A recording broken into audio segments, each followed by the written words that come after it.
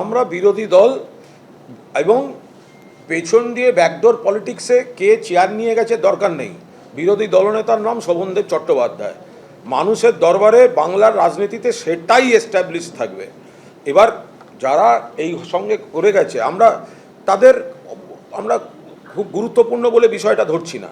আমরা মানুষের কাজ করব, নিজেদের কেন্দ্রে কাজ করব, মমতা বন্দ্যোপাধ্যায়ের নেতৃত্বে তৃণমূল কংগ্রেস করব, এবং যেখানে মনে হবে যে বিজেপি স্পিকার সাহেব তার একটা শ্যাডোকে চেয়ারে বসিয়ে দিয়ে তার যাতে সভা পরিচালনা করতে সুবিধা হয় করেছেন, সেই জায়গাটা খাবে। ওকে বারবার মনে করিয়ে দেবো যে ঋত কোনো কথা বলতে গেলেই বলবো যে ওই জিব্বের করা ভিডিওটার কথা মনে করিয়ে দেবো।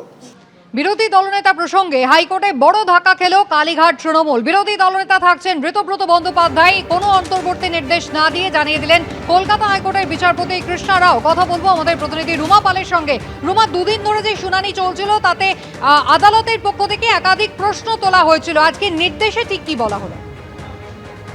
দেখো, জানিয়ে রাখি যে আদালত জানিয়েছে যে বিরোধী ব্লকের যে বিধায়কদের নির্বাচনে আপাতত কোনো হস্তক্ষেপ করছে না এবং অন্তর্বর্তী নির্দেশও দেননি বিচারপতি। শোভনদেব চট্টোপাধ্যায়ের যে আবেদনে আপাতত হস্তক্ষেপ নয় এবং জুলাই মাসে ফের শুনানি, অর্থাৎ বিরোধী দলনেতা হিসেবে কিন্তু ঋতব্রত বন্দ্যোপাধ্যায়ই থাকছেন। দেখো, যে শুনানি চলাকালীন প্রশ্ন তুলেছিল, হাইকোর্ট প্রশ্ন তুলেছিল এবং বিধানসভা সরিজাল কাণ্ডে ঘরে বসে অধ্যক্ষ জানলেন কিভাবে, কোন পক্ষে বেশি লোক আছেন, অধিবেশন না দেখে কিভাবে তদন্ত, এই সমস্ত প্রশ্ন উঠেছিল হাইকোর্টে। যদিও এডি জানিয়েছিলেন যে স্পিকারের কাছে নাম এলেও তাকে সব দিক বিবেচনা করে সিদ্ধান্ত নিতে হয়, কারণ এক্ষেত্রে বিরোধী দলের মধ্যে দ্বন্দ্ব ছিল।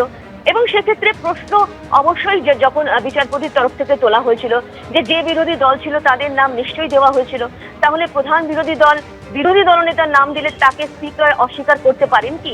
এই ধরনের একাধিক প্রশ্ন সামনে আসে। সেই প্রশ্ন অনুযায়ী কিন্তু সেই শুনানি চলেছিল। আজকে যেটা জানা যাচ্ছে যে কলকাতা হাইকোর্ট রীতিমতো বিরোধী ব্লকের যে বিধায়কদের নির্বাচনে আপাতত কোনো হস্তক্ষেপ করছে না, অন্তর্বর্তী নির্দেশও দেওয়া হয়নি বিচারপতির তরফ থেকে, অর্থাৎ শোভনদেব চট্টোপাধ্যায়ের আবেদনে কোনো হস্তক্ষেপ নয় এবং জুলাই মাসে যেহেতু পরবর্তী শুনানি, সেক্ষেত্রে স্পষ্টতই বোঝা যাচ্ছে যে বিরোধী দলনেতা হিসেবে ঋতব্রত বন্দ্যোপাধ্যায় থাকছেন। অর্থাৎ কালীঘাটের তৃণমূলের ক্ষেত্রে কিন্তু একটা বড় ধাক্কা এবং সেক্ষেত্রে বিরোধী দলনেতা ঋতব্রত বন্দ্যোপাধ্যায়ই থাকছেন। আপাতত এই যে আবেদন, শোভনদেব চট্টোপাধ্যায়ের আবেদনে কিন্তু কোনো হস্তক্ষেপ করছে না হাইকোর্ট। রুমা, ধন্যবাদ। সন্দীপন সাহা, বিধানসভার ডেপুটি লিডার, তিনি জানিয়েছেন যে অনিয়মের বিরুদ্ধে তাদের এটা নৈতিক জয়। আর একই সঙ্গে কি জানিয়েছেন বিজেপি বিধায়ক তরুণজ্যোতি তিওয়ারি, পরপর দেখাবো। নৈতিক জয়, যেই লড়াইটা ঋতব্রত বন্দ্যোপাধ্যায় এবং আমরা শুরু করেছিলাম যেই অনিয়মের বিরুদ্ধে, আজকে আমরা তার নৈতিক জয় প্রাপ্ত করলাম। 58 জনের বেশি বিধায়করা সমর্থন দিয়ে ঋতব্রত বন্দ্যোপাধ্যায়কে এলওপি করার জন্য মাননীয় অধ্যক্ষকে এটি চিঠি দিয়েছিলেন এবং সেটা পুরোপুরি নিয়ম মাফিক অনারেবল স্পিকার সেই স্বীকৃতি দিয়েছেন। আজকে হাইকোর্টও সেই স্বীকৃতির ওপরে সিলমোহর লাগালেন। আমরা যেই কাজটা করেছি সেটা সম্পূর্ণ আইন মেনে করা। প্রায় প্রতিনিয়ত সংখ্যা বাড়ছে এবং যারা যারা সমর্থন আমাদেরকে দিচ্ছেন সেই চিঠিও আমরা মাননীয় স্পিকারকে দিচ্ছি। যেই উদ্দেশ্য নিয়ে এই ব্লকটাকে তৈরি করেছি, যেটা প্রিন্সিপাল অপোজিশন, আমরা সেটাকে নিয়ে এগিয়ে যাব। দেখুন, হাইকোর্ট হচ্ছে সাংবিধানিক মর্যাদা হিসাবে চলে, অ্যাজ পার কনস্টিটিউশন চলে, আর বিধানসভা ফ্লোরে নাম্বারস কথা বলে।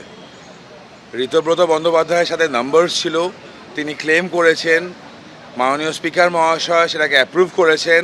তারপর একটা ফ্র্যাকশন হাইকোর্টে গিয়েছিল, যেতেই পারে, high court is open for everyone.